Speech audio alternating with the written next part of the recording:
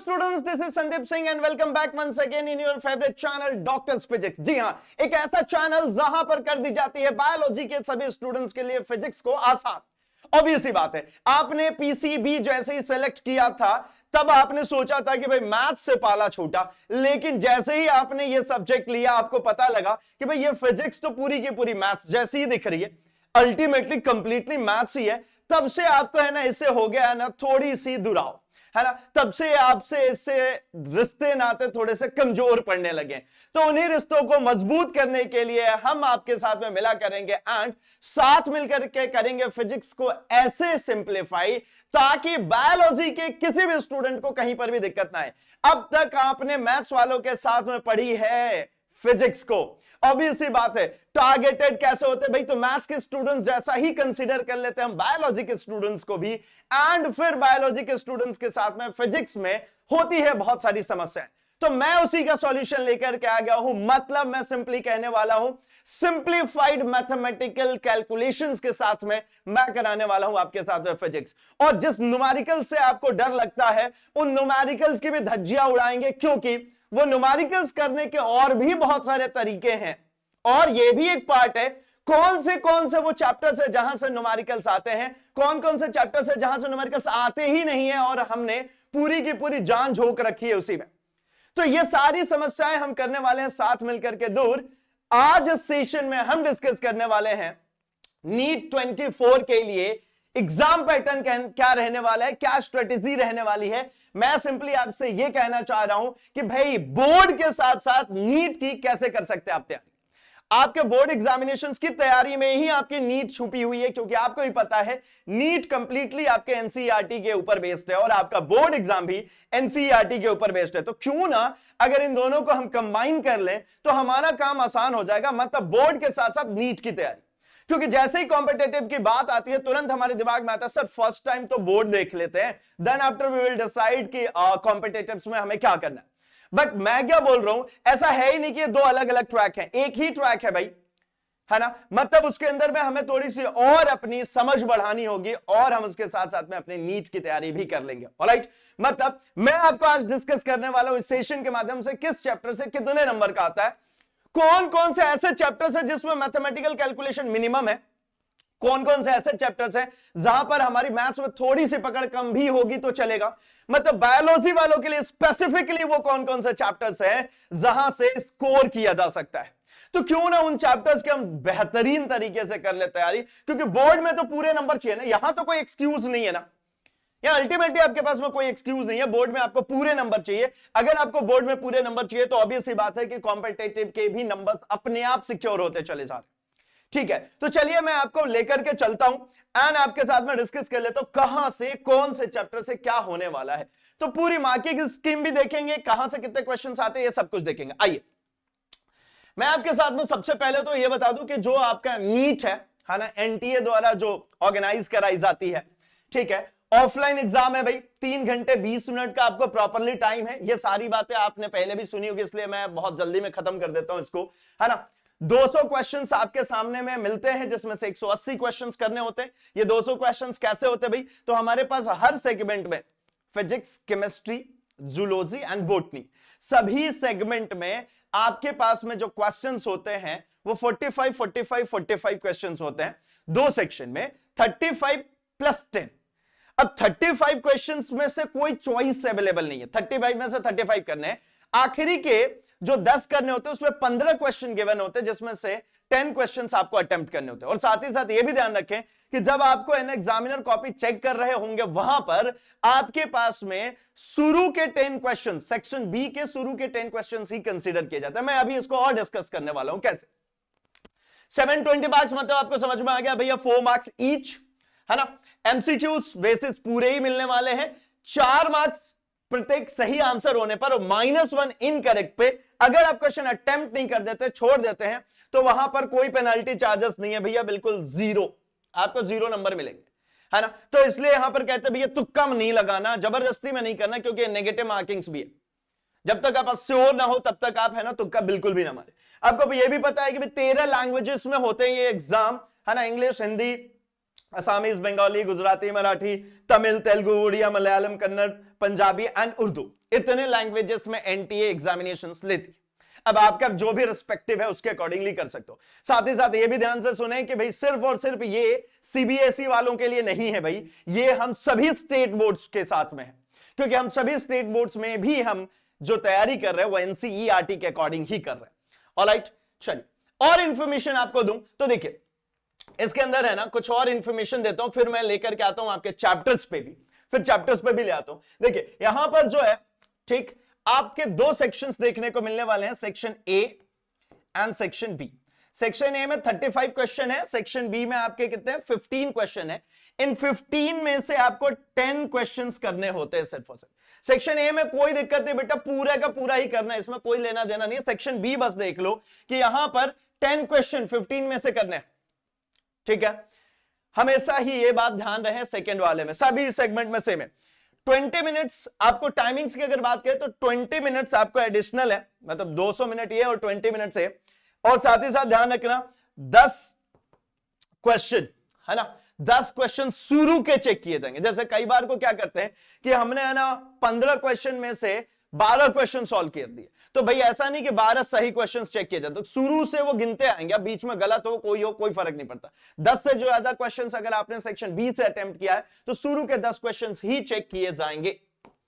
Alright, चलिए आते हैं हम थोड़ा सा और आगे की तरफ कि भाई आपके पास में जो मैंने अभी थोड़ी देर पहले ही आपको समझाया कि आपके पास में सेक्शन ए में सभी में 35 क्वेश्चंस आपसे पूछे जाने हैं, ठीक है। सेगमेंट पूरे ही है, physics, chemistry, zoology and botany, और इसमें कोई भी चॉइस अवेलेबल नहीं, ठीक है। हर एक सही क्वेश्चन के लिए आपको 4 मार्क्स मिलने वाले हैं, मतलब 140 मार्क्स आपके ये 35 क्वेश्चंस के लिए मिलने वाले हैं मैक्सिमम, ठीक है। एंड इसके बाद सेक्शन बी में आपको 15 क्वेश्चंस है, जहां पर आपको 10 अटेम्प्ट करने हैं। फर्स्ट 10 क्वेश्चंस ही चेक किए जाएंगे आपके, फर्स्ट 10 क्वेश्चंस, ठीक है। कब जब ज्यादा कर दोगे आप सॉल्व तब, है ना, कभी आप तेजी दिखाते हैं ना तब, तो भैया तेजी नहीं दिखाना। The maximum number of points may be earned in the segment is 40, मतलब आप कर सकते हो 10 क्रॉस 4, 40 नंबर ही इसमें से ले सकते हैं, ठीक है। इस तरीके से 140 नंबर ये आपके मैक्सिमम 35 क्वेश्चंस अटेम्प्ट करने के, एंड 40 नंबर ये आपके है ना 10 क्वेश्चंस अटेम्प्ट करने के, टोटल 180 मार्क्स इस तरीके से कवर होते हैं। फिजिक्स, केमिस्ट्री 180 एंड बायोलॉजी में टोटल है ना, बायोलॉजी में टोटल 360 मार्क्स होते हैं, जो कि जूलॉजी और बॉटनी में फॉर द डिवाइडर है। ऑलराइट, चल अब आते हैं हम जरा उस मुद्दे पर जिसकी मैंने चर्चा करी, जिसके लिए मैं ये सेगमेंट लेकर के आया हूं। उस मुद्दे पर आता है कि भाई अल्टीमेटली ये सब कुछ इतनी मेहनत क्यों करी जा रही है, कौन कौन से वो चैप्टर है जहां से आपसे क्वेश्चंस पूछे जाने वाले हैं, कौन सा चैप्टर आप दुरुस्त कर सकते हो, है ना। बायोलॉजी स्टूडेंट होते हुए हमारे कौन से चैप्टर अच्छे होते हैं बाय डिफॉल्ट, हम उसकी भी बात करने वाले हैं। मैं स्पेसिफिकली बात करने वाला हूं फिजिक्स की, है ना। आई नो बायोलॉजी में आपके पास महारत हासिल है, तो मैं बात करने वाला हूं आपकी फिजिक्स की, यही सबसे ज्यादा दुखती रग है ना, तो इसको कर लेते हैं हम सॉर्ट आउट। जल्दी देखिए मैं एक दो पॉइंट्स आपको समझाता हूं। सबसे पहले तो मैंने यहां पर है ना आपके लिए चैप्टर्स हैं, यहां पर परसेंटेज वेटेज है, और परसेंटेज वेटेज के अकॉर्डिंगली ये मार्क्स है, लाइक 3.6, 12.6। अब पॉइंट ये आता है कि आप बोलोगे सर इतने नंबर तो आते नहीं है, तो ये एवरेज इसीलिए परसेंटेज दिया गया। ये ट्रेंड्स रहे हैं पिछले सालों में, उसके बेसिस पर प्रेडिक्शन है, ये ट्रेंड्स के बेसिस पर, ऐसा कहीं पर भी कोई चीज हमें देखने को नहीं मिलती। तो अब 3.6 का मतलब क्या मानोगे, 4 नंबर मान लो भैया, एक क्वेश्चन यहां से आना है, ठीक है। यहां पर 12.6 दिख रहा है, इसका मतलब आपको 3 क्वेश्चन यहां से आने हैं।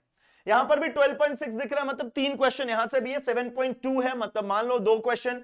8.1 है, मतलब यहां से भी आपके 2 क्वेश्चन। ऐसा आप अप्रोक्सीमेटली मान सकते हो। आओ चलो देखते हैं फिजिकल वर्ल्ड एंड मेजरमेंट। सबसे पहले 11th क्लास के वो टॉपिक्स देख लेते हैं। सबसे पहले हम 11th क्लास के वो टॉपिक्स देख लेते हैं जहां से क्वेश्चंस हमसे ज्यादातर पूछे जाते हैं। तो देखो फिजिकल वर्ल्ड वाला ये जो चैप्टर है, अब ये फर्जी सा चैप्टर है, इसको ये आपके प्रैक्टिस में आ चुका है, इसकी तैयारी नहीं करनी आपको, इसकी कभी भी आपको तैयारी नहीं करनी, ये आपके तैयारी में है ना, ये आपको तैयार है ये चैप्टर। काइनेमेटिक्स से आते हो तो देखो ना 12.6 एंड लॉज ऑफ मोशन से 12.6, मतलब काइनेमेटिक्स और मैकेनिक्स मिला करके ये आपको 12.6 इसका अल्टीमेट मतलब कितना हो गया भाई, तो यहां पर आपको करीब करीब 25 नंबर आपको यहां पर देखने को मिल रहा है। 25 नंबर का मतलब कितने हो गए, तो करीब करीब आपके पास में यहां पर 6 क्वेश्चंस यहां पर हो गए। आई नो कि आप बोलोगे सर यही 2 चैप्टर तो हमें वहां पर बहुत ज्यादा तकलीफ दे रहे थे। ठीक है भाई, दे रहे थे ना तकलीफ। 6 क्वेश्चन में से मैं सिर्फ और सिर्फ टारगेट कर रहा हूं 4 क्वेश्चन की।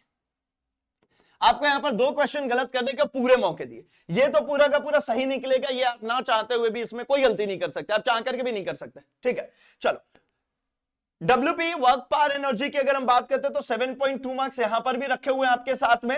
एंड इसी तरीके से रोटेशनल मोशन, अब ये मान लिया आपका दुखती रग है भैया, हटा दो, चलो हटाए, अभी के लिए हटाए, है ना, अभी के लिए हमने हटाए, चलो लेंगे इसको भी पिक्चर में। ग्रेविटेशन भाई इसमें ऐसा कोई टफ टिपिकल चीज नहीं आ सकती, इसमें सिर्फ कैलकुलेशन पोर्शन ही आता है।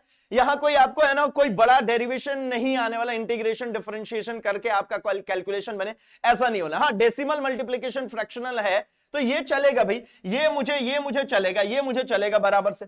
अब एक बात बताओ, ये जो हमारा चैप्टर है प्रॉपर्टीज ऑफ बल्क मैटर, ये पूरे 16.2 मार्क्स कंसीडर कर रहा है, तो ये बड़ा चैप्टर है, ये मुझे चाहिए ही पड़ेगा। अब देखो प्रॉपर्टीज ऑफ बल्क मैटर वाले चैप्टर को अगर आप ध्यान से देखते हो ना, तो उसमें भी कुछ बड़े विशेष फॉर्मूलेज है नहीं। अगर उसकी फॉर्मूले की शीट बनी और उसके साथ में हमने जो सॉल्व करना शुरू किया तो ये इजीली बनता है, इसके ऐसे कोई क्वेश्चन नहीं आते। मैंने आपको देखो हटा दिया था, ये रोटेशनल मोशन वाला चैप्टर जो है ना, इसमें आपको थोड़े से हायर ऑर्डर पे क्वेश्चंस मिल जाते, इनमें कोई हायर ऑर्डर नहीं होता। प्रॉपर्टीज ऑफ बल्क मैटर्स में कोई हायर ऑर्डर नहीं होता। मैं और अभी फिल्ट्रेशन दूंगा कौन से चैप्टर और आसान है, लेकिन इसको छोड़ नहीं सकते। सिमिलरली हम आते हैं ऑसिलेशंस एंड वेव्स। ठीक है, ये आपको है ना 12.6, ये भी आपका 12.6 है, मतलब ये देख रहे हो आपके काइनेमेटिक्स के बराबर का चल रहा है। तो ये भी बहुत आसान सा चैप्टर है कायदे से। अब देखोगे तो देखो 11th क्लास में टफ लगी होगी मैंने मान ली, लेकिन 12th क्लास में जब आकर के आपने है ना ऐसे वेव्स के बारे में भी पढ़ा, जैसे इलेक्ट्रोमैग्नेटिक वेव्स और इनकी बात कर ली, तो अब वेव्स के बारे में टोटल इंफॉर्मेशन है। यहां पर आपके पास मैकेनिकल वेव और इधर आकर के इलेक्ट्रोमैग्नेटिक वेव्स। तो ये चैप्टर्स है ना आपको बहुत ज्यादा दिक्कत देने वाले में से नहीं है। ये चैप्टर पता है क्या होता है, इस चैप्टर को आपने थोड़ा सा खराब किया हुआ है। कैसे? तो आप है ना एग्जाम टाइम पे आपने इसको पढ़ा, क्योंकि आपका सिलेबस 11th क्लास का सेशन लेट से स्टार्ट होता है, एग्जाम पहले होता है, तो आखिरी टाइम पे हम इसको पढ़ते हैं, बिल्कुल है ना हवा में उड़ा देते हैं कि भैया इसमें इंपॉर्टेंट क्या क्या है देख।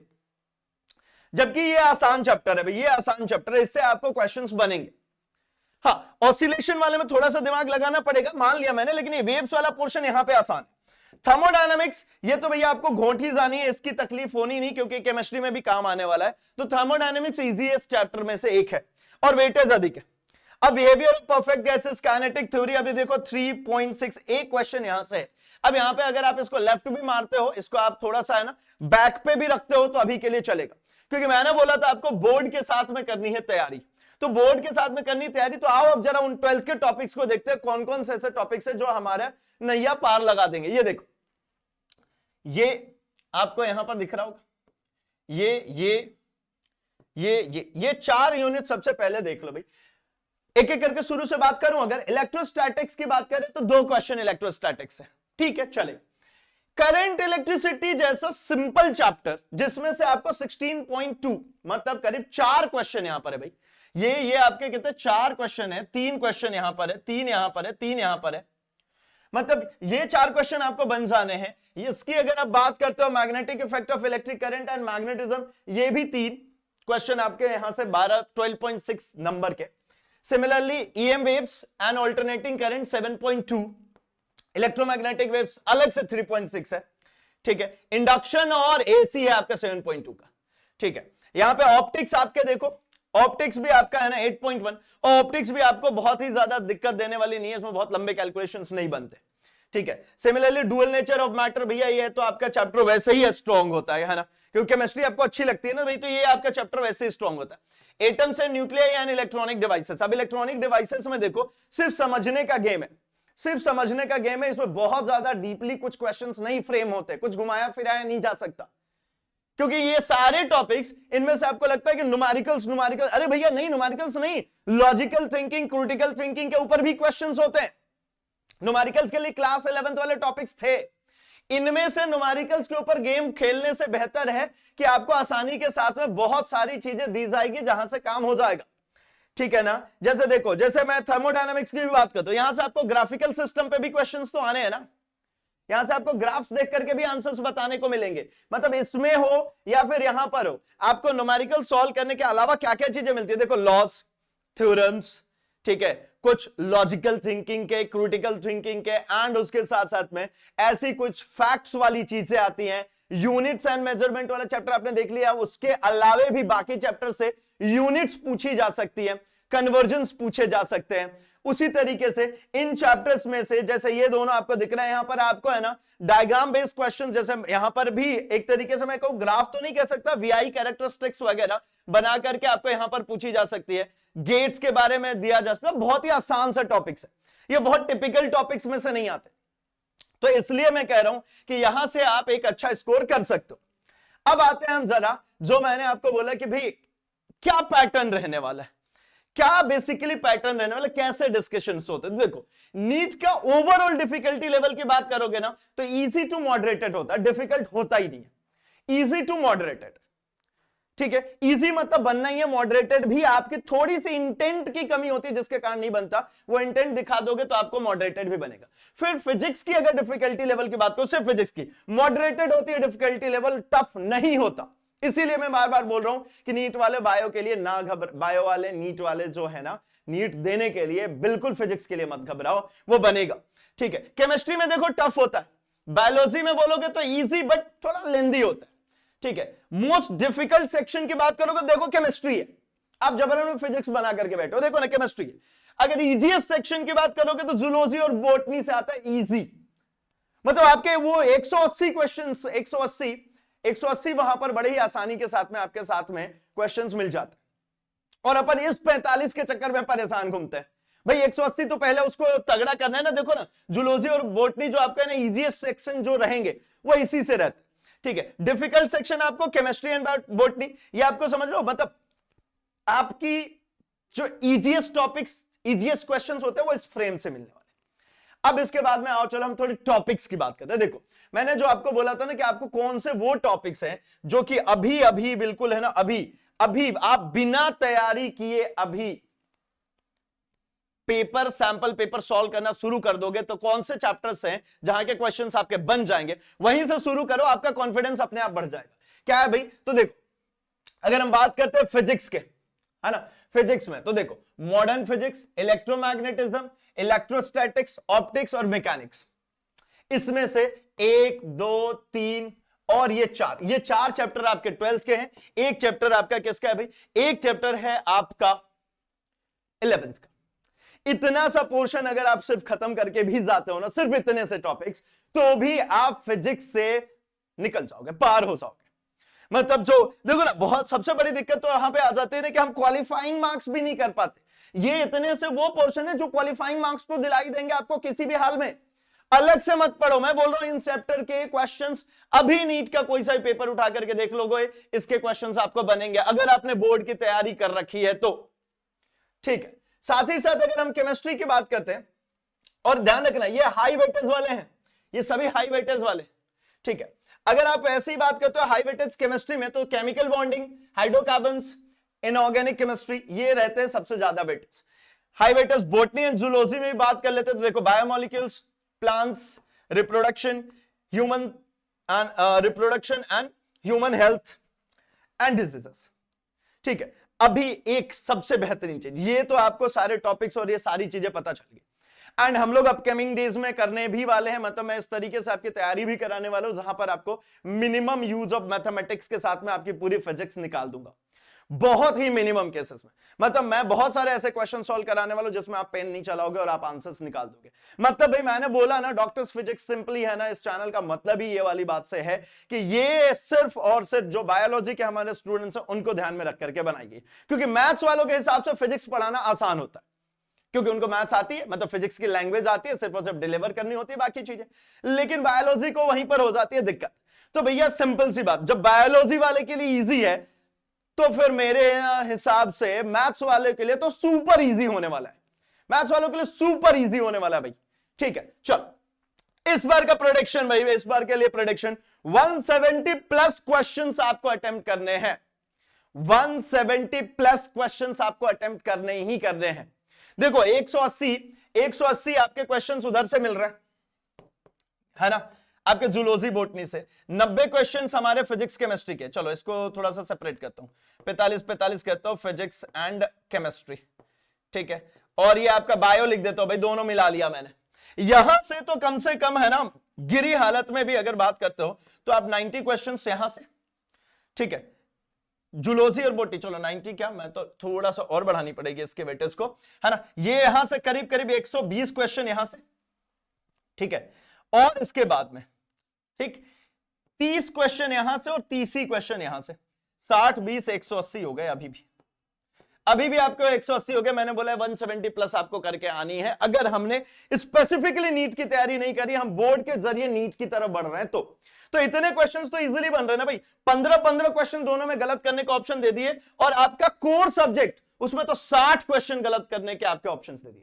अब जिनकी जितनी अच्छी है उसके हिसाब से डिस्ट्रीब्यूट कर लो। आप चाहो तो इसमें 150 बढ़ा लो, इसमें आप 150 बढ़ा लो, और मैं कहता हूं कि केमिस्ट्री में आपकी 20 और इसमें भी आप कर लो 20। अभी भी देखो 190 के करीब पहुंच रहे हो।